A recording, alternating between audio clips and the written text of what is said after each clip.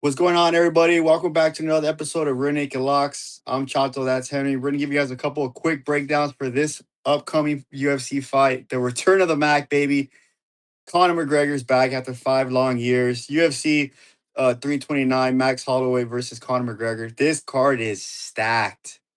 I don't know about you, Henry, but it's good to see that we finally have a Conor fight that has pretty decent matchups leading up to his fight, because we went to his last one. The card was kind of weak. Like the one that we went to was Connor versus Donald Cerrone. It was very top heavy. The bottom of the card wasn't really that good. In my opinion, this card, top to bottom, there's a couple of sleeper fights, man. I love it. Yeah, 100%. I mean, there's good prospects on there. Got Luke Riley. Got the debut of Gable Steveson. Yeah, it should be a banger, man. I mean, even the women's fights, Cortez against Cong Wang.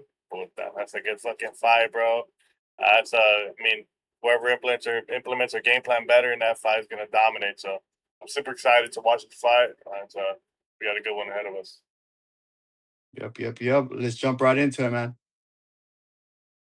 All right, first up, man, we got the main event here. We have Conor McGregor versus Max Holloway. This card is like this is an absolute banger of a fight. In my opinion, a bit of a mismatch. I feel like Conor McGregor's coming back, and he's he's getting a stylistic matchup that he wants, in the sense of like he's gonna fight another striker. But I feel like the volume from Max Holloway is gonna be like a little bit too much for Conor.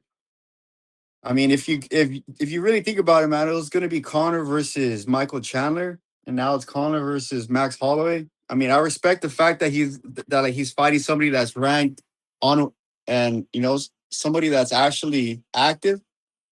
But man, I don't know, man. I'm a big fan of Conor. He's must see TV, but I want Conor to win because you already know the stylistic matchups between possibly him versus Islam, him versus Justin Gaethje.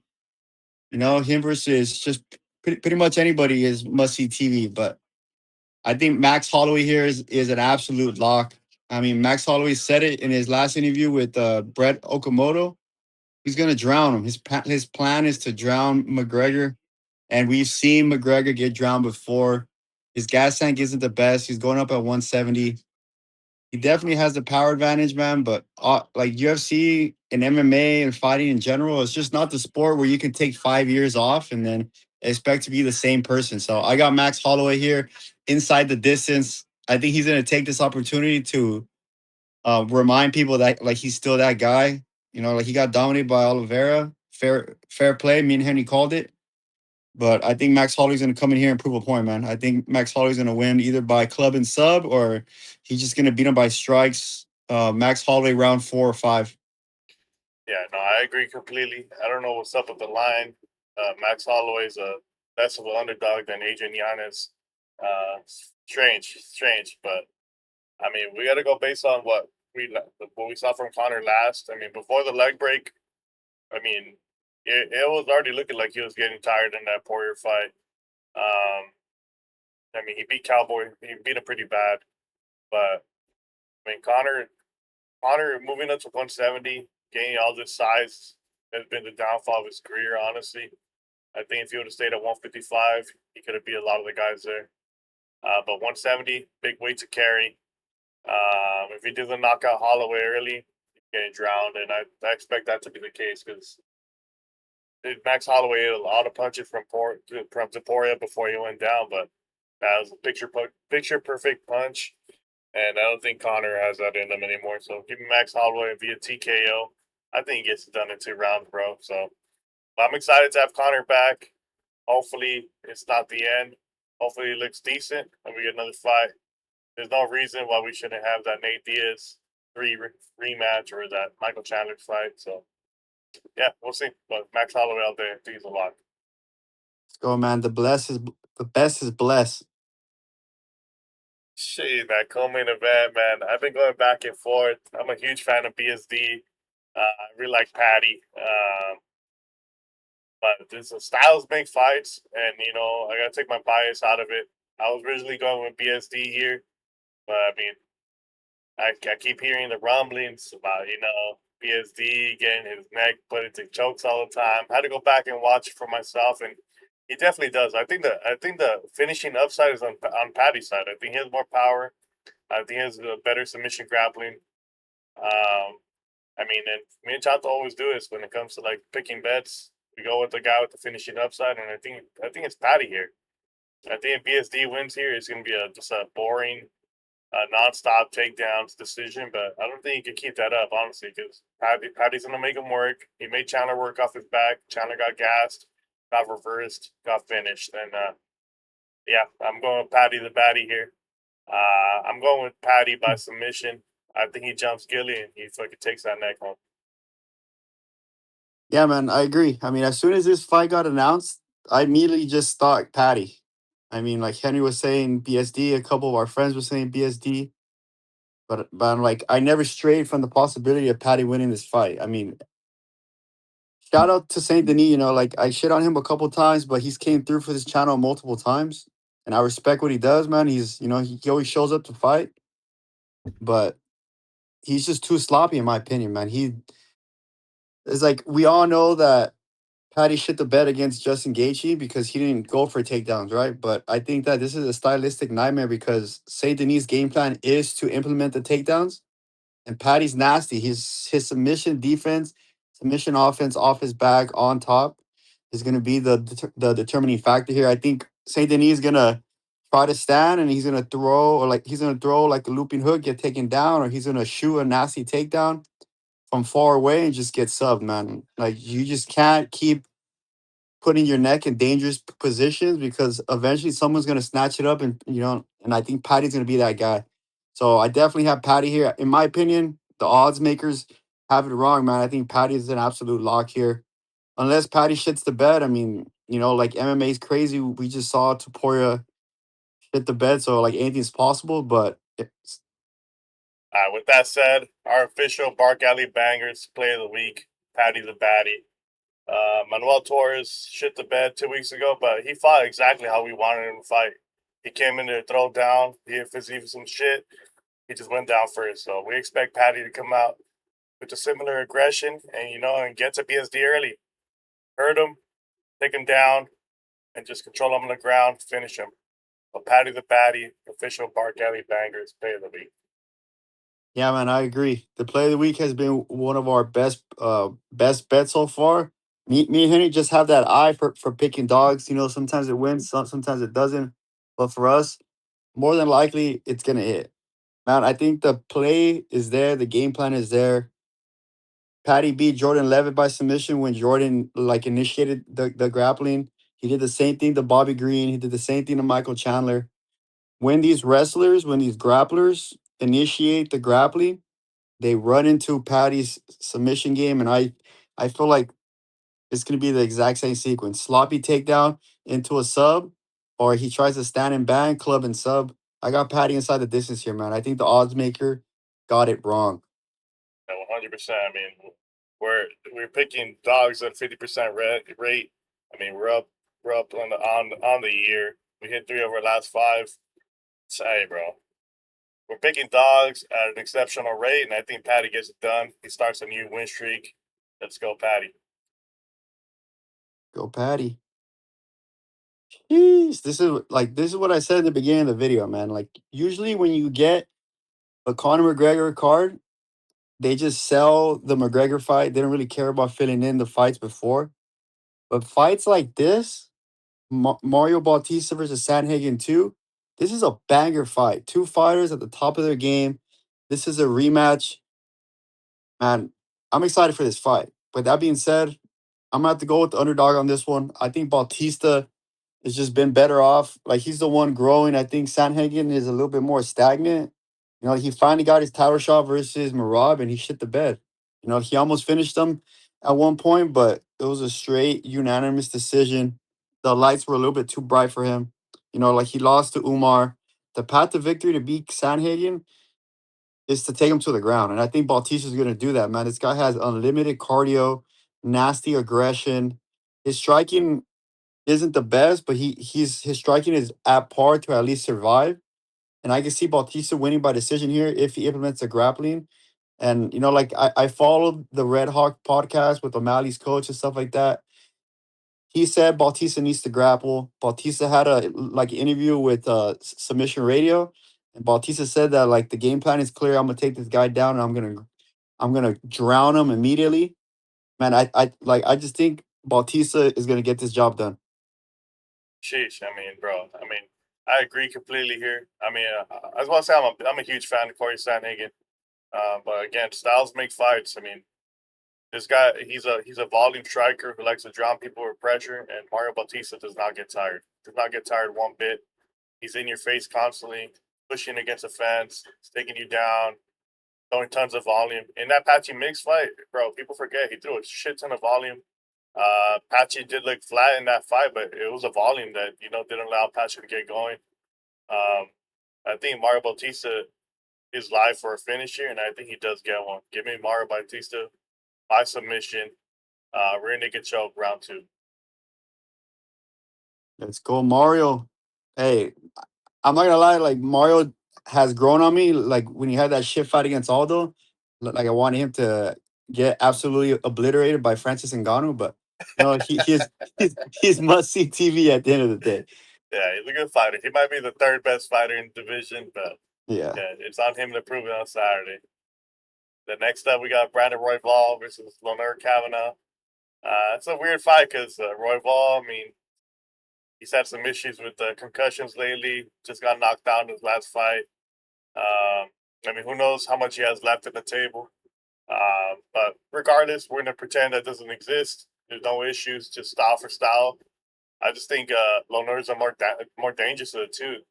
I think if Royval wants to win this fight, I think he should use his submissions. Try to catch Loner. Take him down, get the rear naked chokes, get the blood chokes going. But I'm just not sure he's gonna be able to do that.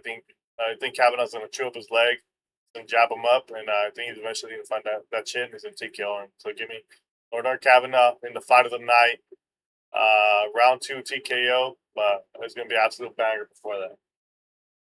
Yeah, man, this is like another banger fight here.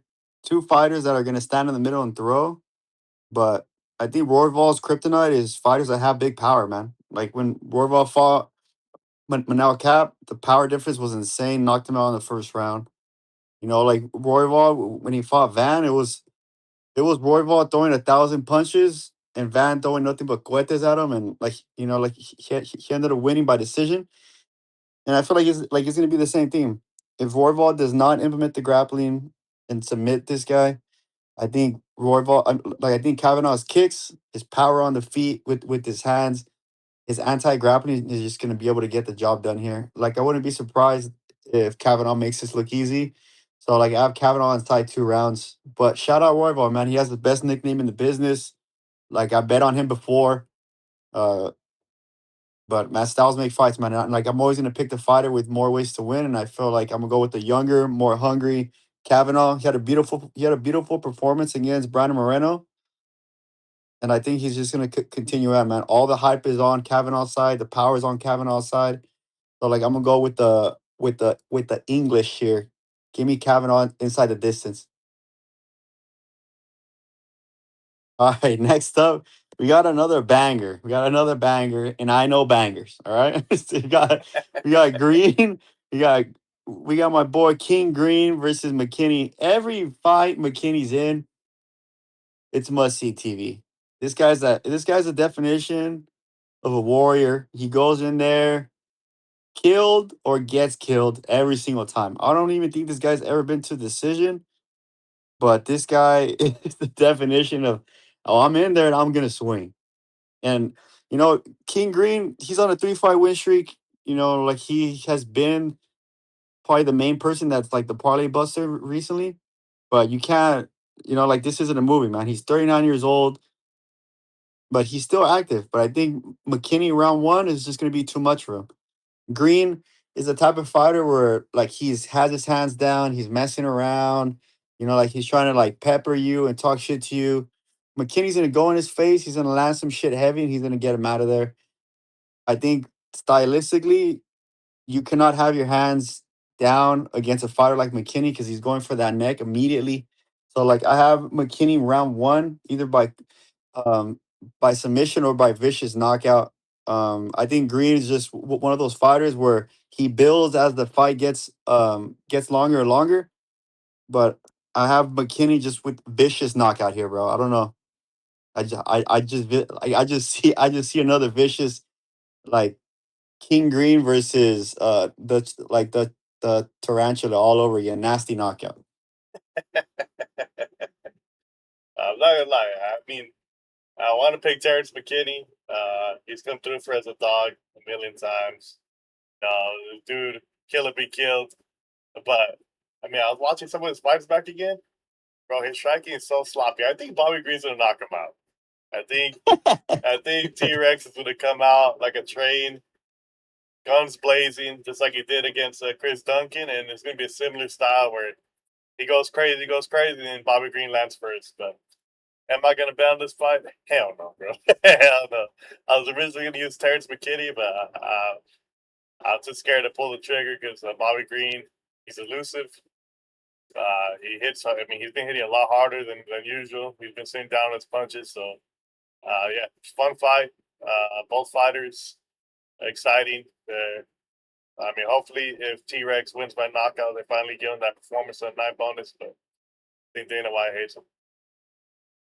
Yeah, that's a crazy stat, huh? Zero performance of the night is crazy. Insane. Knocked out for Vola in like 10 seconds. No performance of the night. It's crazy. All right, man. Next up, I'm very opinionated on this fight. We got Robert Whittaker versus Nikita Krylov. I know we got Robert Whittaker making his debut at 205 pounds. He lost his last two. He lost to Khamzat Chimaev and renewed the Ritter, but those are two big motherfuckers that implement their grappling heavy. They sit on top of you. They make you work, and they were able to get. Well, I mean, Chimaev just got Whittaker out quickly. The Ritter, watch that fight back. It was close. Whittaker hit him with some shit. It was just those knees to the body, those RDR knees, clinched knees that were just too much for Robert, and got him out of there. I just don't think that's Krylov. I mean, bro, Krylov, he's been a prospect forever, but his chin is weak. His cardio is shit. This dude's notorious for losing fights. He hurts guys. He jumps into a guard and gets submitted. This guy is notorious for losing fights, and I think he's gonna lose this fight. I think Robert Whittaker's too fast. He's a way better striker. Got a better chin. I think Whittaker's gonna catch Krylov coming in with just one of his notorious just straight jabs, just like Ikram with. And I think he's gonna knock his ass out. So give me Robert Whittaker by knockout with a successful 205 debut. Yeah, man, I agree. I mean, I'm a big fan of Whitaker, Bobby Knuckles, and if you guys go back in the tapes, I've been a Krylov hater since day one. This guy, he's just like Henry said, he's been a prospect. He's one of those fighters where he looks good one fight, super injury prone, super inconsistent. He's win one, loses one, gets knocked out, nasty, and then gets knocked out again, and has a good victory. And like you're kind of like, oh, like Krylov's back, bro. He's never been here for him to be back. I think styles make fights here. I think Whitaker has the IQ, championship mentality. He has the speed. Man, if you look at Whitaker's losses in the UFC, high level champions. He's not getting dismantled by these scrubs. Like I get it, it's 205, but man, I think Whitaker's gonna have the significant striking advantage here, and I wouldn't be surprised if Whitaker knocks Krylov out. I think Whitaker has the counter ability to catch Krylov being sloppy and absolutely murk him inside 2 rounds. So I have Robert Whitaker in here inside the distance. I think I think styles make matches, man, and I'm gonna go with the faster fighter here. So give me Bobby Knuckles all day. Let's go. Return of the Reaper. You almost have forgot. All right, we got another. It's not. I wouldn't say a banger fight, but it's a anticipated fight, right? We got Gable Steveson. He's like a 3-4 time national world champ or something like that in wrestling. Trains with John Jones. Like the UFC knows what they're doing with this fight, right? They're giving him a gimme fight. I expect Gable to go in there, fake the before I get my breakdown, wrestlers like this, just like Bo Nickel, when you fight low level fighters and you're worried about the takedown, your hands are so low because you want to block the takedown that your chin is in the air. I wouldn't be surprised like if Ellison is worried about the takedown so much that Steveson knocks him out unconscious with an overhand right. I just see it. Because everybody knows what Gable Steveson is going to do. He's going to try to go for the takedown. Your stance is going to be low. Your hands are going to be low. And that's just a recipe for an overhand right. And if you get overhand right by a 265 pound man, you're going to go to sleep. So I have Gable Steveson inside the distance here. I think he gets a spectacular knockout, man. The UFC knows how to build up guys. They put Gable on a Conor McGregor card for a reason. But I want to say this one thing before Henry starts talking. I'm glad that they took Gable Steveson off the main card because that whole Bo Nickel treatment, it's all cool, bro. But, like, let him get a couple fights in the belt before you start taking away main event spots from fighters like Kavanagh and stuff like that. So shout out to UFC for adjusting that. Yeah, I mean, it's a valid point. Props to UFC for, Steveson, hey, bro. I know people are going to bring up his cases, but hey, outside of MMA, we're not here to talk about that stuff. We're here to break down the fights. And, bro, when you have an athlete like Steveson, this is like as good of a athlete, a good of a prospect as you could get, training under John Jones, figuratively and literally, not play. Nah, man, this guy's he's a monster prospect. He's got crazy takedowns. He clearly has big power in his hands. I mean, he flatlined some dude going for a takedown. He just reached up, threw a punch, took him down, knocked him out at the same time. Big power. Elisha Ellison does not belong here. He got knocked out with those Travis Brown elbows in his last fight. It's a joke of a fight, but Steveson's 3-0. You got to take your time with them. You got to build them up. Josh Hokett, he's an exceptional case where he just, hit the ground running. I'm not sure Steveson's going to be able to do that because he has absolutely zero head movement.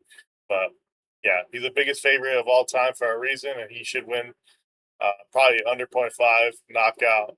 Yeah, Steveson all day. I'm excited to see where his career goes. Let's go. Let's figure it out.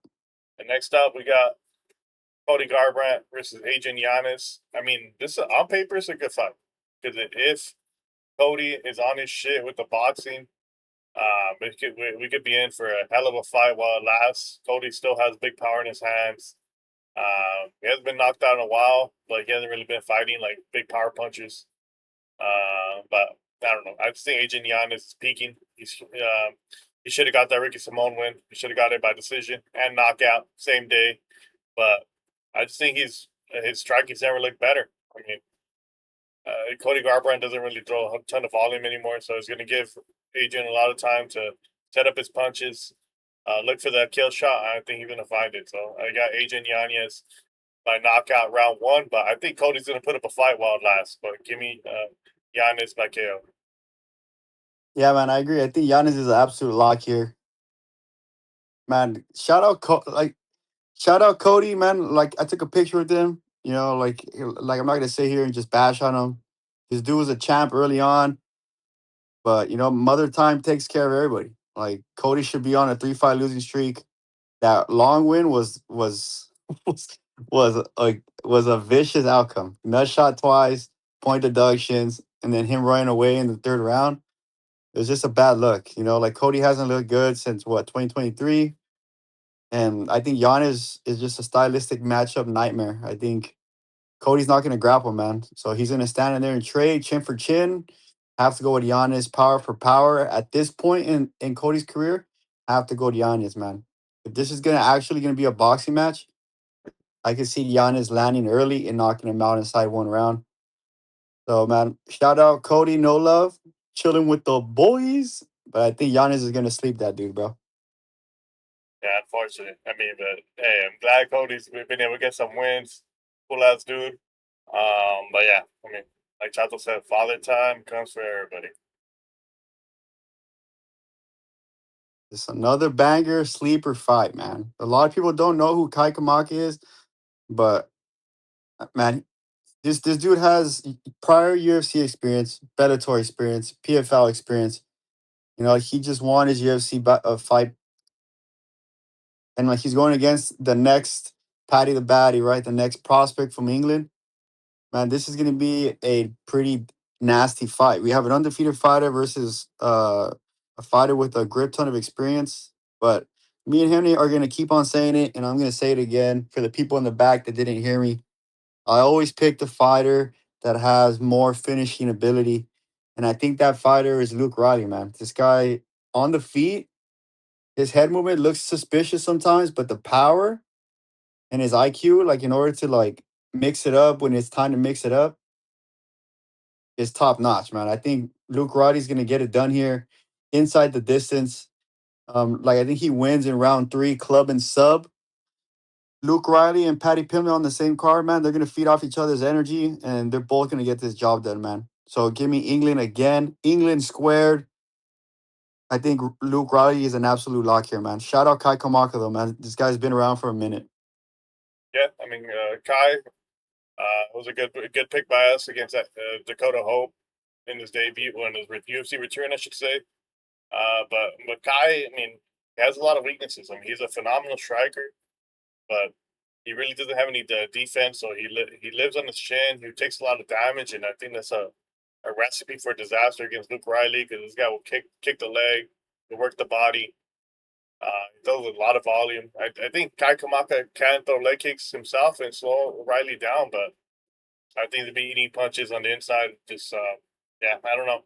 Even in his PFL fights, I mean, he was able to win, but he was taking a lot of damage in those. And yeah, I think Luke Riley is going to win a dominant decision just based on damage. So I mean, Luke Riley is a lock here. Scouses. All right, man. This is honestly one of my favorite fights on the whole card. We got Tracy Cortez with Cong Wang, two absolute dogs. You know, like Tracy Cortez, people like to make fun of her a lot. Chama, you know, but she's a dog. She's got good skills. She's got good boxing. She's got phenomenal wrestling. She's fighting Cong Wang, who's looked incredible ever since she lost that fight where she got subbed. She's looked so much better. Her takedown defense has looked a lot better. She still gives up some takedowns, but you know, she's been looking better with her get-ups and just defensive to takedown defense. She's got big power in her hands, but I think Tracy Cortez can do it soon. I think Tracy Cortez is gonna dog her out. I mean, I think she's got great control. I think she's got incredible cardio. I think she's got the takedowns to take down Cong, and I think she's gonna win by decision. Yeah, man, I agree with Henry, man. I'm a like all biases aside, it's not rocket science, and you could look at my internet blueprint. I'm a big fan of Tracy Cortez. All right, like I've been a fan of her for a minute. I bet on her multiple times. Like she failed me against Blanchfield, but you know, 8 times out of 10, like she shows up and she fights. And if you guys follow Tracy on social media, she did change camps. She's no longer with I think Fight Ready in Arizona. Now she fights out of Mexico City. And like she's been going to Thailand. She's been working on her striking with the Pitbull brothers in Brazil. Like a lot of people think this is going to be a striker versus grappling match, but I think people are going to be surprised of how well Cortez is able to maintain herself on the feet. But the determining factor is going to be Cortez's ability to mix it up. I was like, not only do I like to pick fighters with the most finishing ability, but fighters that have more than one way to win. So if Cortez is lighting her up on the feet, or if Cong is lighting Cortez up on the feet, I think Cortez is going to be able to shoot the takedown and throw some nasty damage here. So give me Tracy Cortez, another underdog pick by me and Henry to win inside the distance, or possibly like a 29-28 here. I think the bookies got this one wrong. Let's go, Tracy. All right, next up we got the Unk versus the newcomer. We got Pinas versus Almeida. This is striker. This is gonna be a striker fight. They're gonna stand in the middle. They're gonna throw. Like Cesar Almeida, super decorated on the feet. Pena's coming off like what, like 3, 4, 5 KOs in a row. It's just one of those fights where you're like, who's gonna land first? Who's gonna land first? But if you're gonna go based off momentum, I think Cesar Almeida has, he's won quite a few times in the UFC, but he has been hit on. He has been gradually fight by fight getting hurt more, getting tagged more, and Piñas has just looked better like than Cesar Almeida does. Career for career, obviously, like you can't compare the two, but I think right now, as they both stand, I think Piñas is gonna do it to Cesar Almeida, man. He's the more dynamic fighter, the younger fighter, more explosive. I think if Almeida wants to win, he's gonna have to turn this fight into a dirty fight, man. He's gonna have to use his IQ in the octagon to try to like find other ways to gas Piñas out. Because if this is a straight kickbox fight, I think Cesar Almeida is gonna be surprised of how fast and how dangerous Piñas is. So give me Piñas inside the distance here. I think it's gonna be a knockout either side. So I will not be betting on this fight, but I'm gonna go with the young 24-year-old phenom in Piñas. Sheesh, yeah. I mean, Chato's gonna laugh when I say it, but it's gonna be like when Khalil Roundtree fought Gokhan Saki. The fuck out. On paper, Almeida is the better striker. I mean, phenomenal kickboxing record, wins over Boatan. But I just think the power and the pressure from Panasa is going to be too much. They call this dude the Baba Yaga for a reason. I just think if he lands, it's over. I mean, Almeida has been dropped before. He's been dropped in the UFC. I mean, kickboxing and MMA are completely different. The smaller gloves. I mean, it's just hard to be as defensive in MMA. So I think Panasa is going to land on him and knock him out. But I mean, shout out Cesar Almeida, bro. I mean, he has been getting better. I mean, Lord McCall's brother had to take him down nonstop to win that fight, and I think Pinas is more than good enough, more than powerful enough to find that chin. So let's go Pinas by KO. All right, man. Next up, we got Ryan Ganja versus Zach Reese. I think this fight's a joke. I think both fighters are pretty mid tier, but one of them has dynamite in his hands and the other does not. I think Ryan Ganja is going to find a chin of Zach Reese. I think he just put him out cold. I don't think Ganja is a world beater, but he's a million times better in the feet than Reese. I think he's gonna knock him out unconscious. I think if Reese wants to win this fight, he's got to put the singlet on, work the jiu-jitsu because he does have incredible jiu-jitsu, but we know he's not gonna do that. He's gonna stand there. He's gonna try to stand and bang, and he's gonna get knocked out. So give me Ryan Ganja, absolute fucking lock. Um, yeah, you don't stand and trade with a guy like this, and Zach Reese has a low fight IQ, and I know he's going to. So Ganja by KO. Yeah, man, I was thinking the same thing. I mean, I was gonna put Ganja in my round the world parlay, but like I thought, it's just it was just one of those like it seemed too easy to pick. Like just like I was just like just go with another Brazilian, right? But yeah, man, I think Henry's breakdown was just what was accurate. I think it's gonna be a first round KO by Ganja. Reese, his IQ in the octagon isn't the best. He stands and bangs when he's not supposed to. Like he accepts the bottom position when he's not supposed to. Some of his wins in the UFC are extremely fluky. And I think with that new like $100,000 bonus, like a lot of these fighters are throwing their game plan out because they want that quick payday. And I feel like this is gonna be a recipe for disaster here on the Reese side. So give me Ganja to knock Reese's pieces out inside one round. Sheesh, lock that in, boys. Lock that in. We got a good line on Ganja, honestly. I was surprised. All right. This is my fight of the night right here. No, I'm kidding. Yeah. Like Alessandro Costa. If you guys are not new to the channel, you guys always watch this. Thanks for watching. But Costa didn't come through for us one time. He was a minus 400 favorite in the round the world parlay and he shit the bed. But he has made up for that tenfold, right? Durden is an automatic fade in my opinion. He's one of those fighters where you're just like, He just doesn't show up. He doesn't show up.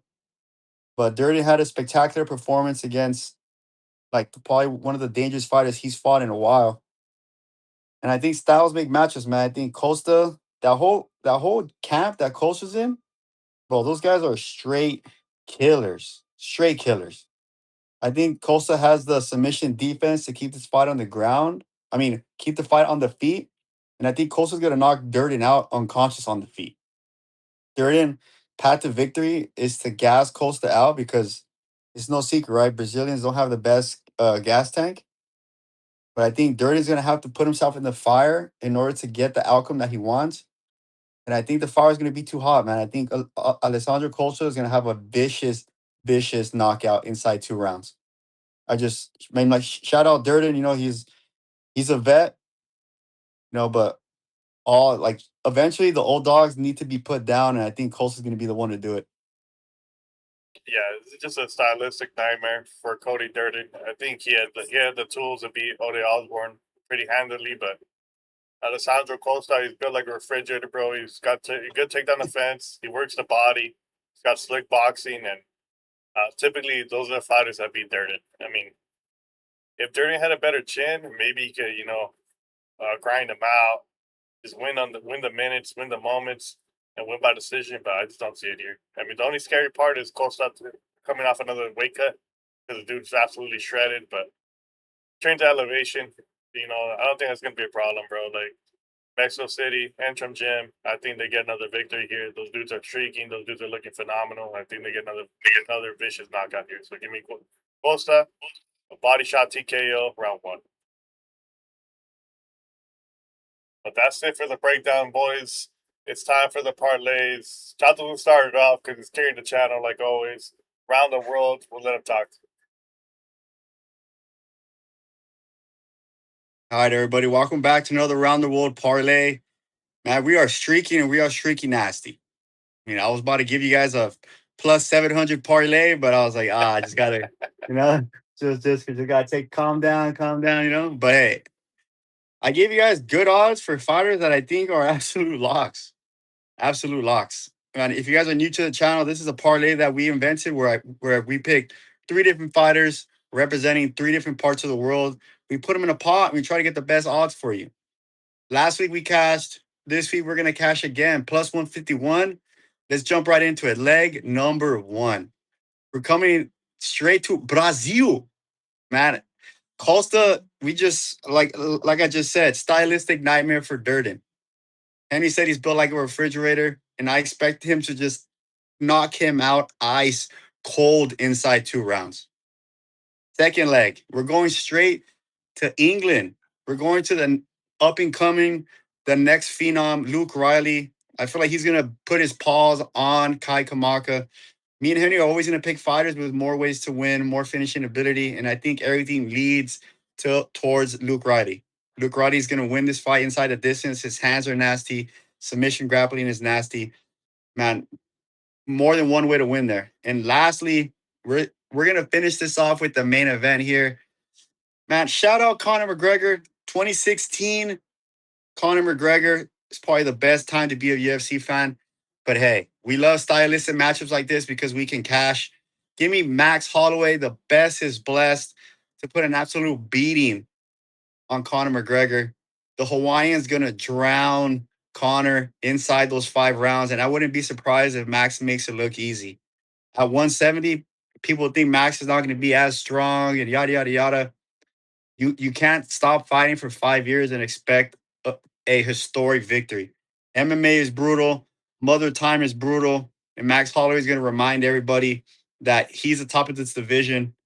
So give me Max Holloway to end this around the world parlay inside the distance. What a better way to end the around the world parlay with USA on the flag representing rear naked locks. So put this bet in early, guys, plus 151. Once Henry posted this, the odds are going to juice because they know this is the channel where we have all the live bets. Shit, you already know. Chato's picking 3 fighter parlays at a 62% clip, bro. I mean, name somebody else that's doing that. I mean, this dude is up freaking 13 units by himself, three in a row, 4 in a row. I think this one's easy. Let's go, cash boys. Let's do it. Speaking of 3 in a row, I've hit my last 3. I got my shit together. I was holding the channel back. I'm back. I'm back in the green, and we're keeping the momentum going. This one's a little risky because I'm taking a fighter on a 2-fight losing streak in Robert Whittaker, but skill for skill, he's better than Nikita Krylov everywhere. Got better takedown defense, got better cardio, got better striking. Krylov maybe a little bit more power, but the dude can't strike for shit, so it won't matter. Give me Robert Whittaker, money line. Robert Whittaker by murder. And then Ryan Gondra, listen, I don't think this guy is very good. But when you're facing a tomato can, you gotta fade him. You gotta fade him. You know, Zachary Reese is pretty shit. This dude's been finished by fighters that he shouldn't be losing to. Michelle Pereira and him had one of the worst fights of all time. Sloppy as hell. Both look terrible. I think Ryan Gondra knocks him out cold. But we're taking the money lines for the parlay. Plus 157. I think this cashes. I think we go 4 in a row, and we keep the momentum going. Hey man, I agree with this whole action parlay. Man, I say it every week, but if you're feeling dangerous because it's a Conor McGregor fight card, put this parlay inside the distance for better odds. Hey, round 1. Both of them round 1. Both of them round 1. I mean, I just feel it. I feel it. The path to victory is there for both fighters. 100%. Speaking of our locks, our play of the week. Our play of the week is honestly our best parlay. Because we both freaking got our shit together. We locked it in. You know, we stopped trying to force the plus money. We're just taking our two best picks. We've been hitting it nasty. The only fight we lost recently was Ilya Taporia against Justin Gaethje. But you know what? I'll take that. I'll live with it. It was a phenomenal fight. One of the greatest fights I've ever seen in my life. And hey, you win some, you lose some. But here, we're not losing. I'm taking Kavanagh as my lock. I just think momentum is king, and Brandon Royval, sadly, I think he's on the decline, and I think he's going to get chinned again. So give me the younger fighter, the more explosive fighter to get it done. Yeah, man, I agree. Shout out Raw Dog, man, but my boy Loner's gonna stiff that dude. Speaking of getting stiffed, man, my lock of the week is Costa. This dude's built like a fridge, like Henry said. He's gonna knock Durden out cold inside 2 rounds. I think Durden's path to victory is if Costa gasses, but if Durden gets into the fire, gets too close, he's gonna go to sleep. The path to victory is there. Man, both these fighters inside the distance or both these fighters money line minus 101. That's free money. That's free money. The play of the week is more like the lock of the week because we don't miss these. Shit, you guys already know, man. I think it's a very good chance that we go 4-4-4. We did that, two cards ago. We hit for 5 units on that Cap Horiguchi fight. And I think we can do it again here. We're in a 4-event win streak. Even that event that we lost less than half a unit. So it's like our losses are minimal, our wins are incredible, and I think we keep the momentum going here. Max Holloway, we're gonna remind people, the best is blessed. Yeah, man. Make sure that you have your bells and notifications turned on. Because come chill with me on Twitter. I'm gonna be live in action for Conor McGregor fight card. Make sure to be there on the first fight because Costa is the first fight of the night and he's gonna win by knockout. So, man, thanks everybody for the love and support. All the new subscribers, all the comments. Me and Henry appreciate it very much. We'll see you guys on the next one, man. We're gonna cash again. We're Naked Locks out. 100%. Peace.